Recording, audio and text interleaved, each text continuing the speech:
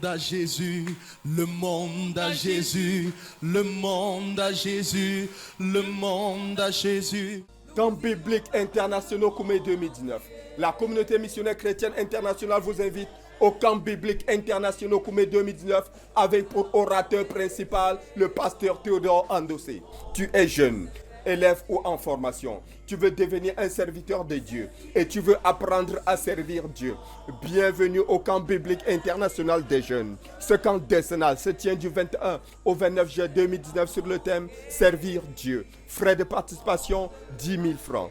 Camp biblique international Koumé 2019, c'est le camp de la révolution. Camp biblique international Koumé 2019, c'est le camp de la transition. Tu es pasteur, missionnaire, travailleur, étudiant, quelle que soit ta qualité ou ta profession, tu es cordialement invité au camp biblique international des étudiants qui se tient du 1er au 15 août 2019 sur le thème le ministère et la mission. Frais de participation 15 000 francs. Camp biblique international Koumé 2019, c'est le camp de la traversée. C'est le rendez-vous du ministère de la parole, des guérisons et des délivrances, des brisements de malédictions, des ateliers de formation et d'éducation, des fiançailles et des mariages en Christ, des soirées de louanges, du sport et d'activités diverses. Camp biblique international Koumé 2019, c'est le lieu de la révolution. Contact mycmfi@gmail.com ou bien 00237 678 77 0083 ou bien 00237 695 69 88 36.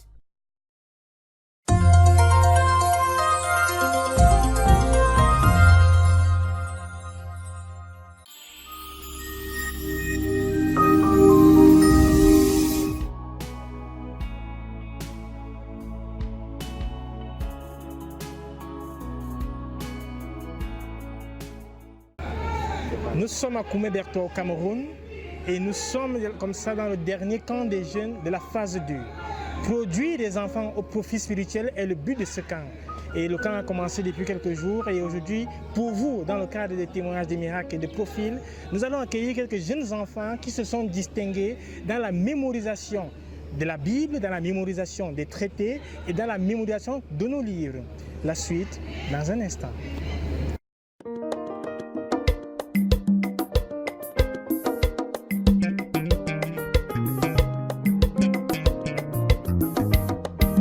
Plus précieuse que l'or, plus précieuse que l'or, la parole de Dieu dans le cœur de l'homme est plus précieuse que l'or, plus précieuse que l'or, plus précieuse que l'or, la parole de Dieu dans le cœur de l'homme est plus précieuse que l'or.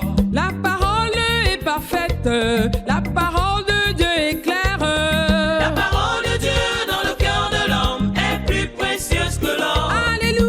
Plus précieuse que l'or, plus précieuse que l'or. La parole de Dieu dans le cœur de l'homme est plus précieuse que l'or. Alors, comme nous l'avons annoncé, nous allons accueillir pour vous, dans le cadre des témoignages des miracles et des profils. Bonjour Jen. Bonjour. Bienvenue. Esther, bonjour. Bienvenue. Alors comme ça, Jane et Esther se sont distinguées lors de la dernière Université mondiale de la prière et du jeûne avec la mémorisation de la parole de Dieu. Alors Jane, qu'est-ce que tu as mémorisé la dernière fois? La dernière fois, j'ai mémorisé « Où passeras-tu l'éternité est trop tard ». Oui, elle a mémorisé « Où passeras-tu l'éternité est trop tard ». Et toi, Esther, qu'est-ce que tu as mémorisé? J'ai mémorisé 1 Jean, 2 Jean, 3 Jean et Jude. Ok. Bon, Jane, comment est-ce que tu as commencé à apprendre à mémoriser « Où passeras-tu l'éternité est trop tard ». Qu'est-ce qui s'est passé? Bon, ce qui s'est passé, c'est que lorsque je me suis souvenu du devoir qu'on avait donné à l'UMPJ passé, j'ai cherché ce que je devais mémoriser. Je n'ai pas trouvé le livre. Et puis j'ai pris « Où passeras-tu l'éternité est trop tard ». C'était facile pour mémoriser. Ah, ça t'a pris combien de temps? Comme c'était facile, ça t'a pris combien de temps pour mémoriser ça? 5 jours. 5 jours. Donc en 5 jours, elle a mémorisé « Où passeras-tu l'éternité est trop tard ». Est-ce que tu peux nous donner un petit exemple de trop tard? Trop tard. J'entrais dans une chambre individuelle du centre hospitalier universitaire. Une jeune fille de près de 25 ans était couchée sur un lit dans une position très détendue. Elle me paraissait si contente que je me demandais pourquoi on m'avait dit qu'elle était gravement malade. Lorsque je lui parlais, Ok, c'est bon. Oui, bon, on peut passer toute la soirée là, hein, mais elle maîtrise son sujet. Alors, Esther, tu as mémorisé 1 Jean, 2 Jean, 3 Jean, c'est ça? Est-ce que tu peux nous dire comment ça a commencé? Comment est-ce que l'idée t'est venue? J'étais venue à la dernière IMPJ des enfants. Ma mère Mimi m'avait donné le devoir. Puis quand je suis rentrée, j'ai commencé à mémoriser. Mais avant de mémoriser, je priais, demandais l'aide de Dieu. Mes parents m'encourageaient. Et ça t'a pris combien de temps pour mémoriser ça? 1 mois. 1 mois. Est-ce que tu peux nous donner un petit exemple de... 1 Jean chapitre 1, ce qui était dès le commencement, ce que nous avons entendu, ce que nous avons vu de nos yeux et que nos mains ont touché concernant la parole de vie. Car la vie nous a été manifestée et nous l'avons vue et nous lui rendons témoignage et nous vous annonçons la vie éternelle qui est auprès du Père et qui nous a été manifestée. Ok. Bon, maintenant, je vais te poser une dernière question. Esther, depuis que tu as mémorisé ça, qu'est-ce qui s'est passé? Qu'est-ce que ça t'a apporté? Depuis que j'ai mémorisé, j'ai commencé à avoir une bonne relation avec Dieu. Wow, une bonne relation. Ça t'a rapproché de Dieu? Oui. Ok. Et toi, Jane, quand tu as mémorisé ces 2 traités, qu'est-ce que ça a apporté dans ta vie? moi, ce qui m'a plu lorsque j'ai mémorisé, c'est le message que j'ai véhiculé à tous ceux qui étaient dans la salle ce jour-là. Ok, donc ça l'a aidé à prêcher l'évangile, à faciliter l'évangélisation. Donc, mesdames, mesdemoiselles, messieurs, Dieu est en train de susciter au milieu de nous des enfants qui ont des tendances à pouvoir être des profils spirituels dont le frère Théo attend. Donc nous bénissons l'Éternel pour ces 2 enfants et nous prions que le Seigneur les protège et les couvre sous le sang de Jésus pour tout ce qu'ils ont déjà eu à faire. Donc rendez-vous la semaine prochaine pour nous servir de témoin général et de prophète.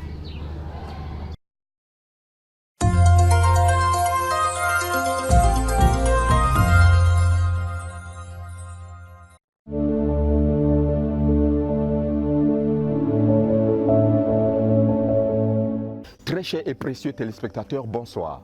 C'est l'heure de votre émission sur le frère Zach, sur sa vie, sur son ministère. Le frère Zach est né dans la chair le 20 juin 1945. Il est né du Saint-Esprit le 13 juin 1956. Il est monté au ciel le 14 mars 2009. Chers téléspectateurs, dans votre émission, nous donnons l'opportunité à ses disciples, au profil qu'il a formé, de donner leur témoignage. Dans l'émission de ce jour, chers téléspectateurs, nous vous laissons en compagnie de 2 personnes. Joseph Ngandou, dirigeant international des jeunes de la communauté missionnaire chrétienne internationale, et le pasteur Jean Magloire. Restez connectés sur la RTVC. Laisse raconte la gloire de Dieu et l'étendue l'œuvre de ses mains. Le jour instruit, entre-jour, la nuit en donne connaissance à une autre. Qui est le frère Zach? Très très grosse question. Le frère Zach, c'est le prophète de Dieu pour ma génération. Et rien de moins que cela. On s'est soustrait à vouloir le dire, mais je voudrais le crier sur tous les toits. C'est le prophète que Dieu nous a donné. Un homme accompli, un modèle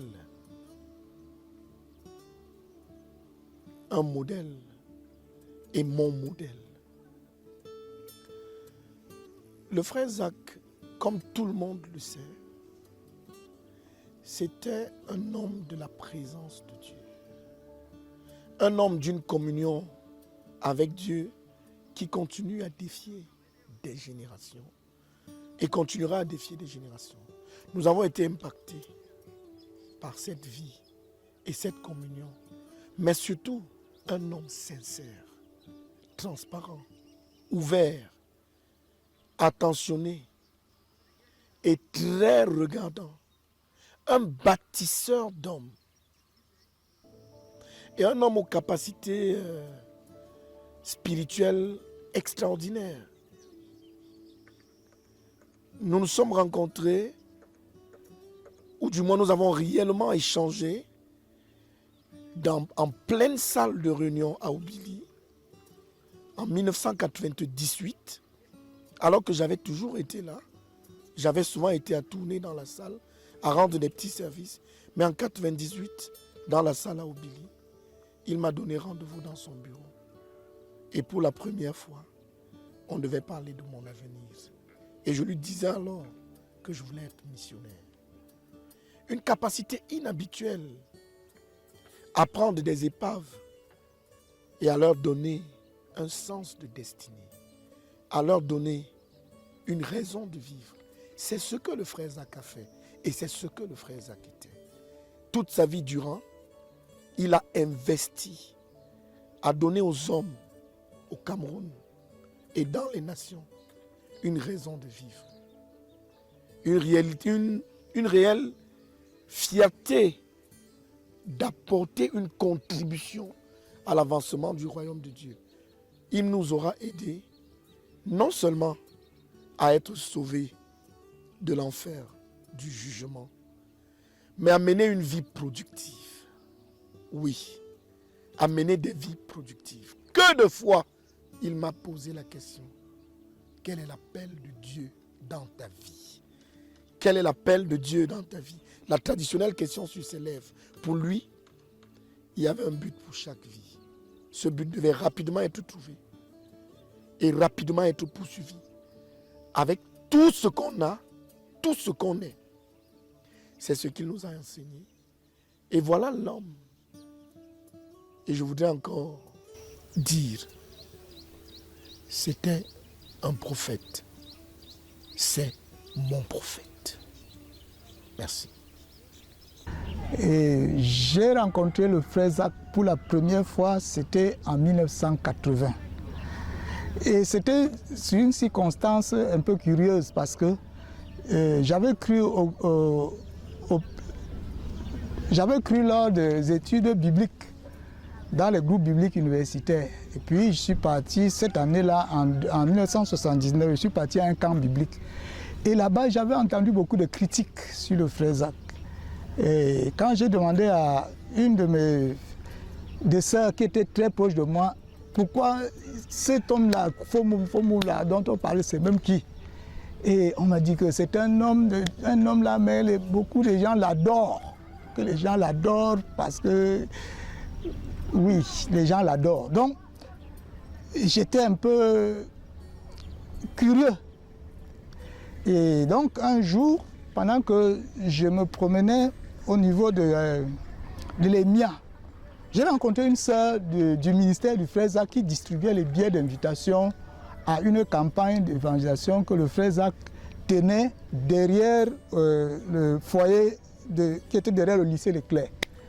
Et elle m'a donné le billet d'invitation et j'y suis allé parce que ma curiosité c'était de voir cet homme-là qu'on disait qu'on adore beaucoup là. Donc je suis arrivé et ce jour-là, le frère Zach prêchait l'évangile.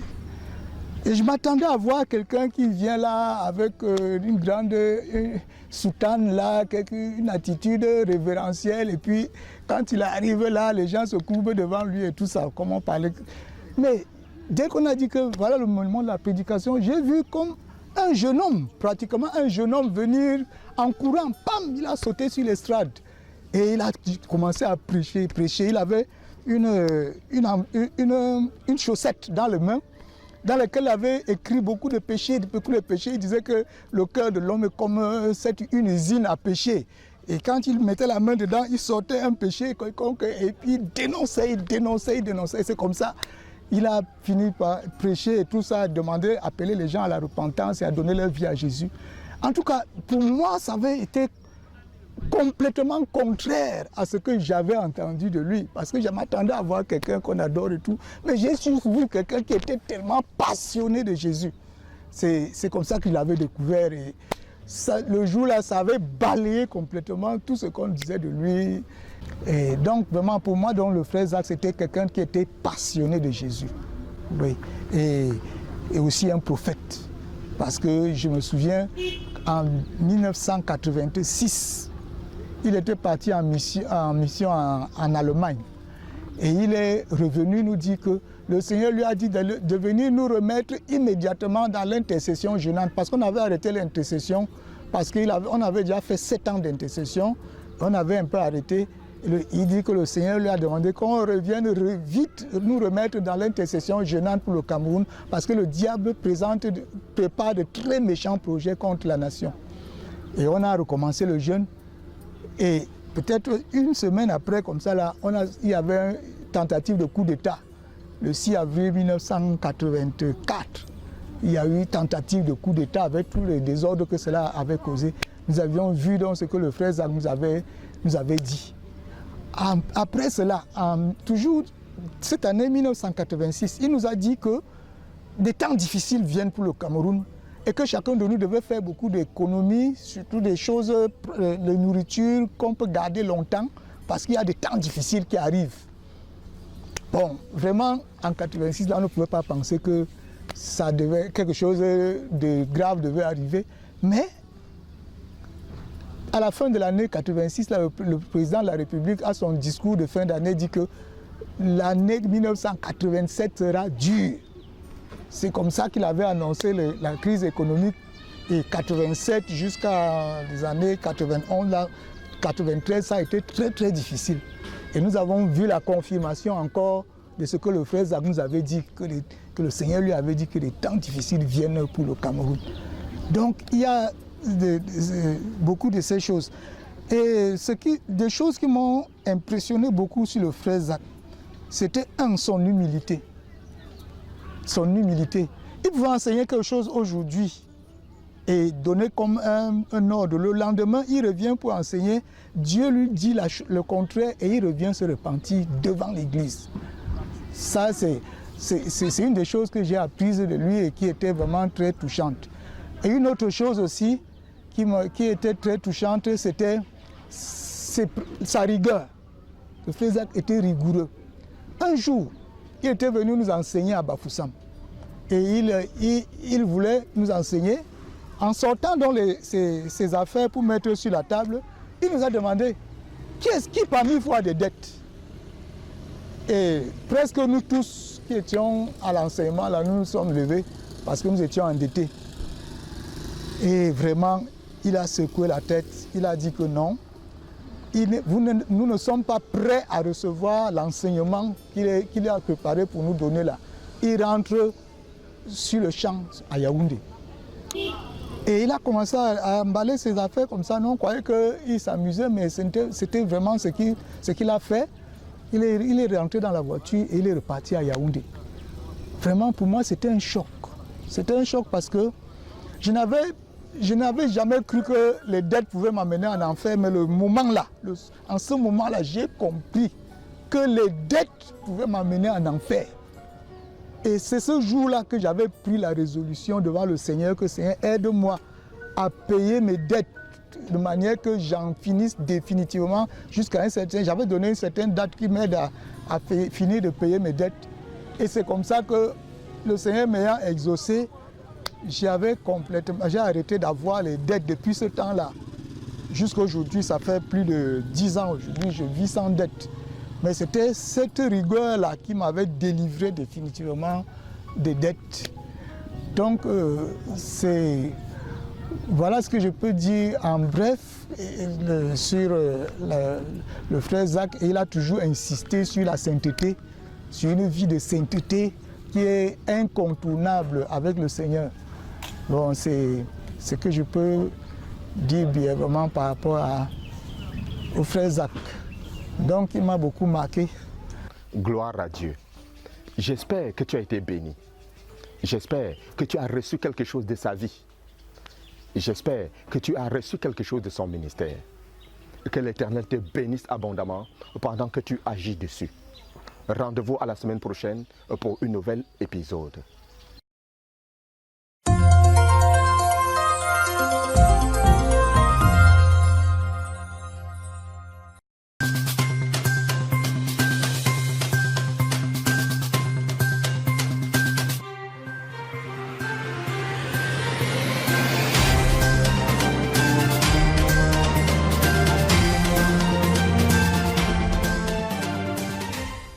Entre autres titres cette semaine, la cérémonie de clôture de la 9e campagne médicale internationale de la Hope Clinic Koumé le 19 juillet dernier, À Koumé, au quartier général, le lancement du camp biblique international des jeunes de la communauté missionnaire chrétienne internationale ce 21 juillet 2019.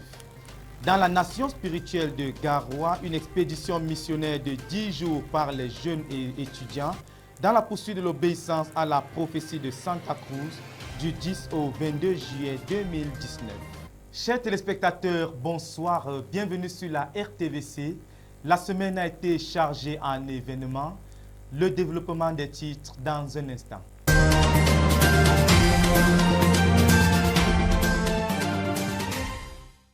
C'est ici le jour que l'Éternel a fait.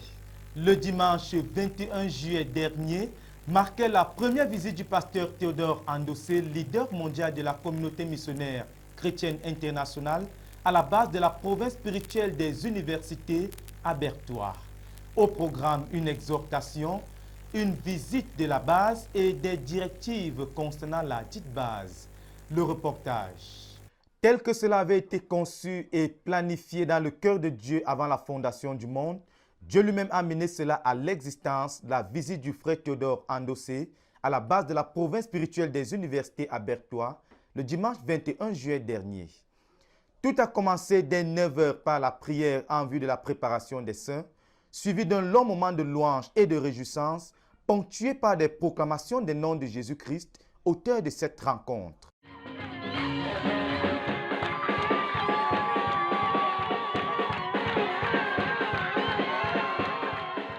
C'est au milieu de ce moment intense de louange que le pasteur Théodore Andossé et sa suite ont fait leur entrée à la base dont le décor planté pour la circonstance dégageait un parfum des grands jours. Après la présentation des membres de l'équipe du frère Théodore, des hommes au profil spirituel, académique et social exceptionnel, c'est au tour du pasteur Théodore Andossé, leader mondial de la communauté missionnaire chrétienne internationale, de prendre la parole pour une exhortation à partir du livre de 1 Roi au chapitre 20, des versets 13 à 21.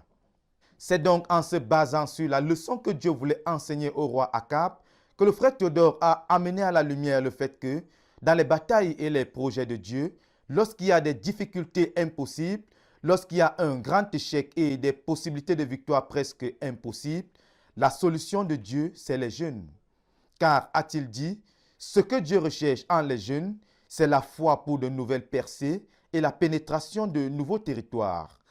Parlant de la foi, le frère Théodore a ressorti quelques facteurs qui font perdre la foi principalement, les échecs multipliés, l'accoutumance à l'échec et bien d'autres. Il a poursuivi son exhortation en ressortant le fait que les jeunes sont des agents pour l'accomplissement des prophéties et des promesses de Dieu. Et lorsque Dieu veut amener un point tournant, il recherche les jeunes. Pour cela, le frère Théodore a défini quel genre de jeunes deviennent des points tournants de Dieu, à savoir des hommes qui ont été formés, qui ont fait leurs preuves et qui ont une valeur intrinsèque et une passion, des jeunes qui portent des responsabilités au niveau naturel en étant utiles à leurs parents et à leur famille, des jeunes qui ont des relations critiques qui les définissent et qui constituent une avenue pour la consolidation du potentiel qui est en eux, des jeunes qui ont une relation fondamentale avec Dieu, qui craignent Dieu et qui vivent sous le regard de Dieu, des jeunes qui ont développé des ressources intérieures, matérielles, financières, morales et sociales. C'est donc par ces paroles et par bien d'autres que le frère Théodore a exhorté les jeunes et rappelé la vision des PSU, à savoir celle d'être une pépinière d'atouts déterminants pour produire des jeunes qualifiés, critiques pour la conquête du monde. Après avoir lancé l'appel pour les invités où environ 26 personnes ont répondu afin d'entrer dans une relation personnelle avec le Seigneur Jésus, le frère Théodore a effectué une visite du site de la base et donné des directives concernant la base avant de prendre congé de son troupeau. Après partage d'un bon repas et d'un jus de lemon bien frais, les saints sont rentrés en leurs différents lieux, louant et glorifiant le Seigneur pour ce point tournant qu'il a amené à la PSU Berthois, dans les PSU et dans notre œuvre globale. Depuis Koumé pour la RTVC, je suis Dan Josué, Moloula Beko.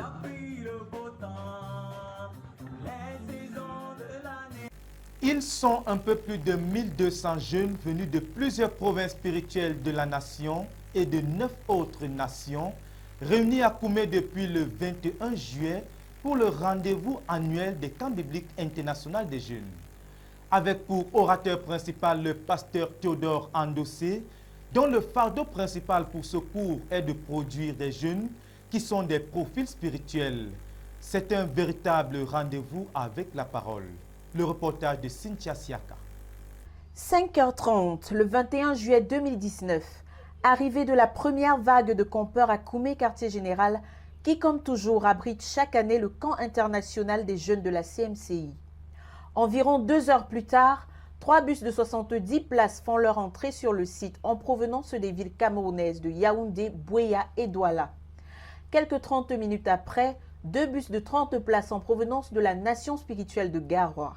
Cette affluence marque officiellement le début du camp. Le comité d'organisation continue de s'activer pour la mise en place des diverses commodités, l'accueil, la nutrition, l'hébergement, l'enregistrement des participants, le nettoyage et le rangement du lieu de réunion. 18 h, tous les participants se réunissent dans le hall pour commencer cette grande aventure de 10 jours. Des louanges et actions de grâce élevées au Seigneur pour ce 10e camp depuis le retour à la maison du frère Zach. Le programme du lundi est meublé par un bon petit déjeuner servi par l'équipe dynamique de la cuisine et la répartition des campeurs en groupes d'études bibliques dans lesquels ils ont l'occasion de rendre leurs témoignages respectifs de conversion. Place ensuite au moment tant attendu de l'accueil et présentation des différentes délégations venues des diverses localités du Cameroun et de pays étrangers tels que le Tchad, le Gabon, la Centrafrique, la France, la Belgique, le Mali, le Sénégal et le Libéria. L'orateur principal, le pasteur Théodore Andossé, en ce premier jour fait un récapitulatif des camps précédents et communique son fardeau de produire des enfants qui sont des profils spirituels, c'est-à-dire spirituellement en avance sur ceux de leur génération. Il cite alors plusieurs exemples bibliques et contemporains de profils de jeunes. En outre, il propose un programme d'éducation qui permet de bâtir intelligemment un enfant de sorte qu'il devienne un profil spirituel. Soit, de 0 à 7 ans, exposer l'enfant à des modèles nobles, choisir leur compagnie intellectuelle, formuler des valeurs en orientant ce qui les attire. De 7 à 17 ans, aider l'enfant à développer des compétences pratiques.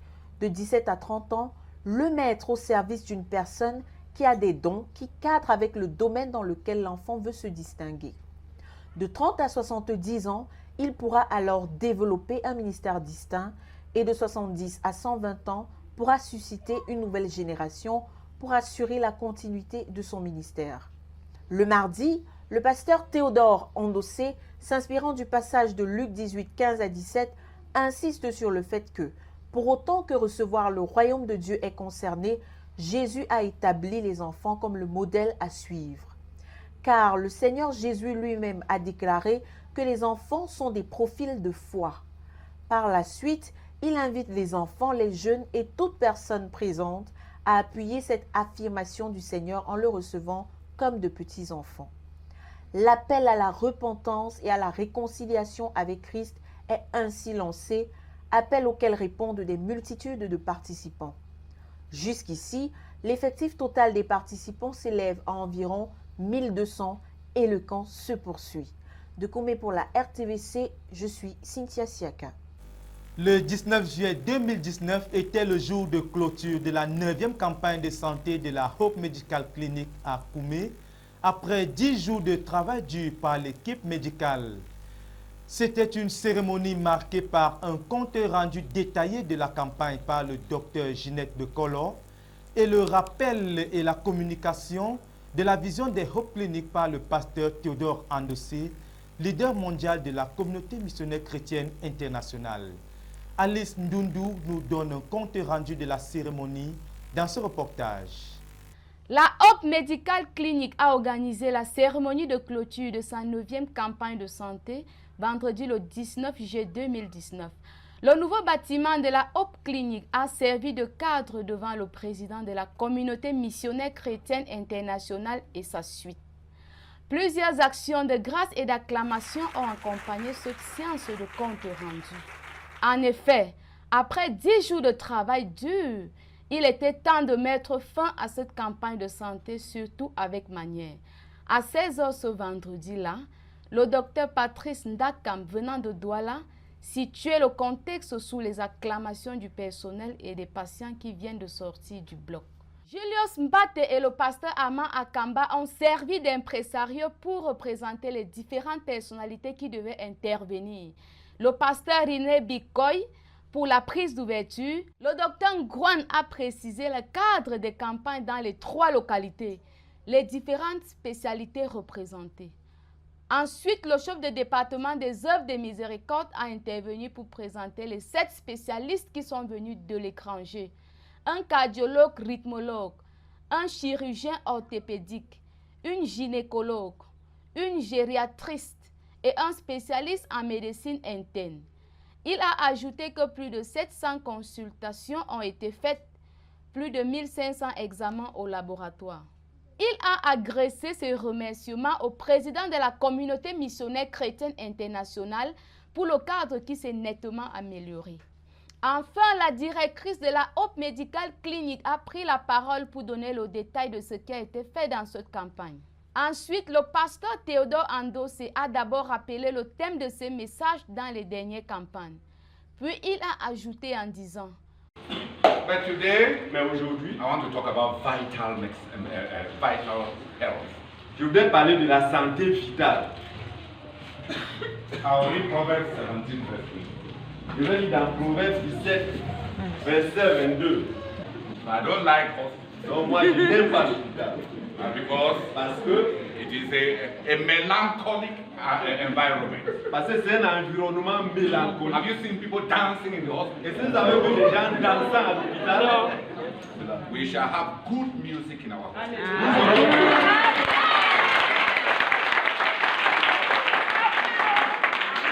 Nous aurons de la bonne musique dans nos hôpitaux. Amen. And we shall have potted plants. Nous allons planter des plantes. Because it will breathe in all the carbon dioxide and release all the oxygen for our health. Parce que ça va aspirer, tirer le gaz carbonique,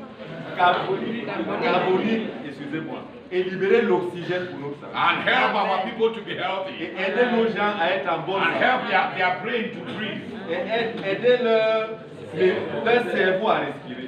Because there are many people whose brains are choked. Parce qu'il y a plusieurs personnes dont le cerveau étouffe.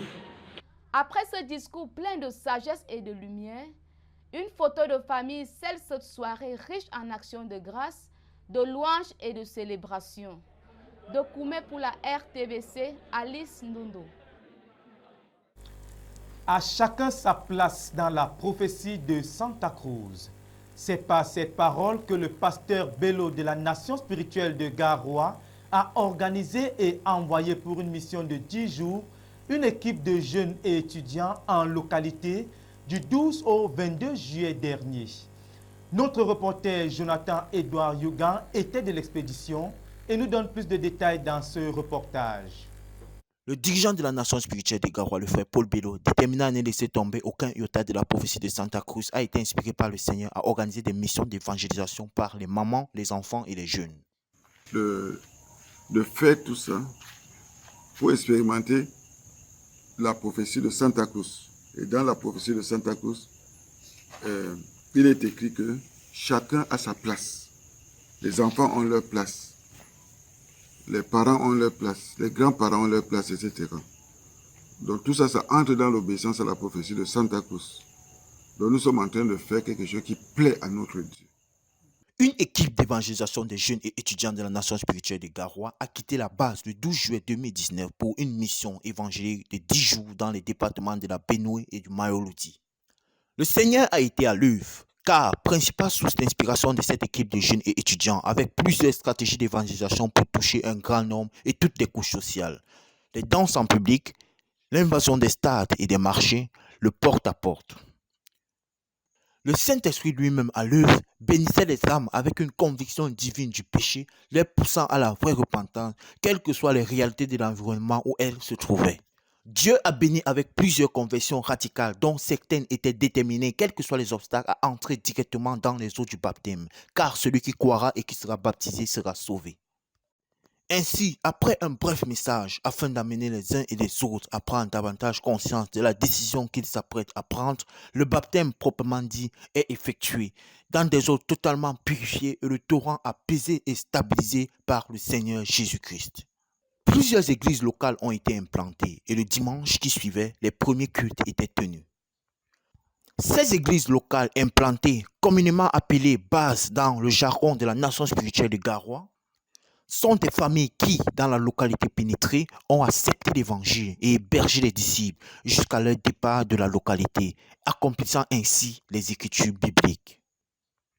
L'ouvrier mérite sa nourriture. Pendant toute l'expédition, le Seigneur lui-même s'est assuré de nourrir ses ouvriers de façon délicieuse. Avec différentes variétés culinaires, tous ensemble faisant un cocktail complet en vitamines, apportant plus de force pour avancer dans la conquête des âmes. Jeune homme, réjouis-toi dans ta jeunesse avec la conquête des âmes. Comme l'a toujours désiré le pasteur Paul Bello, le Seigneur s'est assuré de faire de cette mission une mission de romance avec plusieurs moments de détente touristique. Le Seigneur a agi car 6878 personnes ont écouté l'évangile, 6826 ont été radicalement convertis et ajoutés à la famille de notre père de Frère Isaac, 26 églises locales ont été implantées dans les 15 localités pénétrées. C'est dans la nuit du 21 juillet 2019 que les conquérants regagnaient la base, accueillis par des réjouissances et actions de grâce au Seigneur, car nous sommes des serviteurs inutiles. Dieu seul est tout, Dieu seul a tout, Dieu seul fait tout. Pour RTVC, je suis Jonathan Yogan depuis Garoua.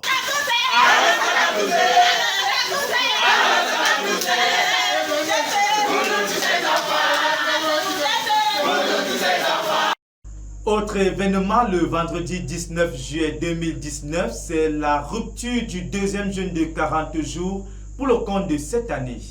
La cérémonie de rupture du jeûne a été coordonnée par le pasteur Théodore Andossé. Après quelques témoignages de ceux qui ont rencontré Dieu pendant le jeûne, il a exhorté sur le fait que nous devons nous servir du jeûne pour rencontrer Dieu. Yassine Bekolo nous donne plus de détails dans ce compte rendu. Le leader de la communauté missionnaire chrétienne internationale a présidé la traditionnelle cérémonie de rupture du jeûne vendredi 19 juillet 2019 dans le salon de sa maison à Koumé-Bertois au Cameroun. Il a notamment partagé sur les transactions qu'il a eues avec Dieu pendant le jeûne devant les chefs d'équipe des jeunes et plus d'une centaine de personnes présentes. La cérémonie avait commencé à 14h par les actions de grâce et la louange dirigées par la sœur Emilia Tendo, vice-chancelière de l'Université mondiale de la prière et du jeûne. Le temps que les saints se préparent et invitent Dieu dans la réunion, l'attente ne fut pas longue avant l'arrivée du pasteur Théodore Andossé qui a commencé par demander à ceux qui ont jeûné la question suivante. Qui a eu une visitation de la part de Dieu pendant le jeûne? As-tu rencontré Dieu ou Dieu t'a rencontré pendant le jeûne? Il a continué en expliquant que Please make sure fasting is transforming you. S'il te plaît, assure-toi que le jeûne est en train de te transformer. If you used to beat your wife or shout at her or punish her, si tu tapais souvent sur ta femme ou bien tu la grondais ou tu la punissais, make sure that after fasting, assure-toi qu'après avoir jeûné, your wife will know that something has happened. Ta femme saura que quelque chose t'est arrivé. Because you would have changed so much. Parce que tu auras tellement changé. Quelques personnes ont alors rendu témoignage de ce qui s'est passé dans leur relation avec Dieu et dans leur service à Dieu pendant ce jeûne. La sœur Malédi a témoigné d'avoir lu sa Bible en 39 jours pour la première fois pendant ce jeûne de 40 jours. D'autres ont témoigné sur le réveil dans leur marche avec Dieu et bien d'autres dans leur service à Dieu. Le leader a ensuite partagé un verset sur ce qui lui est arrivé pendant le jeûne. Jean chapitre 6 au verset 57. Le Seigneur explique dans ce passage le secret de sa vie sur terre, la dépendance totale de Dieu, c'est-à-dire la dépendance totale vis-à-vis de Dieu. Il précise, je cite, « Dans ce jeûne, je suis revenu au fait que ce soit en vue du service ou de la mission, the personal relationship with Jesus is simply indispensable.